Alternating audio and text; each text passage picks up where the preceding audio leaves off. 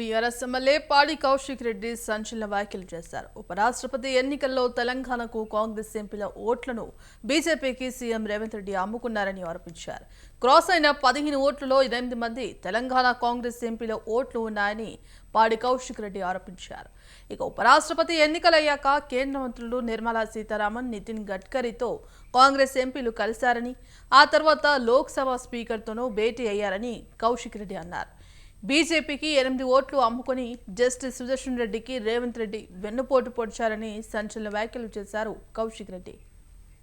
ఇలా జయరాం రమేష్ గారేమో 315 ఓట్లు పడ్డాయని చెప్తాడు.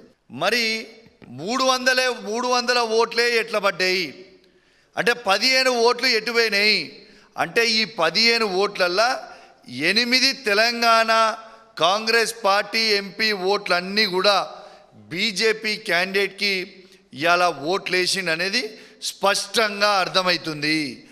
ఎందుకు చెప్తున్నా అంటే అంత స్పష్టంగా మీరు చూడవచ్చు. ఓటింగ్ అయిపోయిన తర్వాత ఇప్పుడు మీకు చూపిస్తా. ఓటింగ్ అయిపోయిన తర్వాత ఇగోండి, రేవంత్ రెడ్డి గారు వారి ఎంపీలందరూ కూడా పోయి నిర్మలా సీతారామన్ గారికి కలిసి బొకే ఇచ్చి మేము ఓట్లు మీరు చెప్పినట్టు ఓట్లు మేము ఖచ్చితంగా బీజేపీ క్యాండిడేట్కి వేసిరు మా ఎంపీలని. ఇగోండి, ఇది క్లియర్గా చూపిస్తా ఉన్నా. ఇవాళ రేవంత్ రెడ్డి గారు మరియు వాళ్ళ ఎంపీలు అందరూ కూడా పోయి మేము ఓట్లు వేసినామని నిర్మలా సీతారామన్ గారికి షాల్వా కప్పి బొకే ఇచ్చింది మీరు స్వయంగా చూస్తూ ఉన్నారు. ఇక నిర్మలా సీతారామన్తో పాటు నితిన్ గడ్కరీని కూడా ఆ రోజు నితిన్ గడ్కరీని కూడా కలిసిండ్రు. మీరు క్లియర్గా చూడొచ్చు. ఇది ఎవరు పెట్టిర్రు? ఇవాళ కాంగ్రెస్ పార్టీ సీఎంఓ ఆఫీస్ పెట్టింది, తెలంగాణ సీఎంఓ ఆఫీస్ పెట్టింది. కాంగ్రెస్ పార్టీ ఎంపీ ఇగోండి ఆయన దాంట్లో నుంచే నేను కిందికి తీసిన ఇగోండి ఇది పెట్టింది మీరు చూడొచ్చు, క్లియర్గా చూడొచ్చు. దీంట్లో నితిన్ గడ్కరీకి ఇచ్చిర్రు.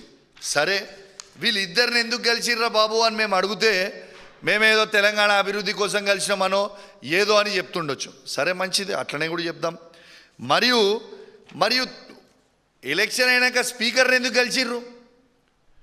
ఇగోటి స్పీకర్ని కూడా కలిసి మొత్తం ఎంపీలు మనోళ్ళందరూ కూడా స్పీకర్ని కలిసి ఇవాళ వాళ్ళ కృతజ్ఞతలు చెప్తా ఉన్నారు, షాల్వాలు కప్పి బొకేలు ఇచ్చి మాట్లాడుతూ ఉన్నారు.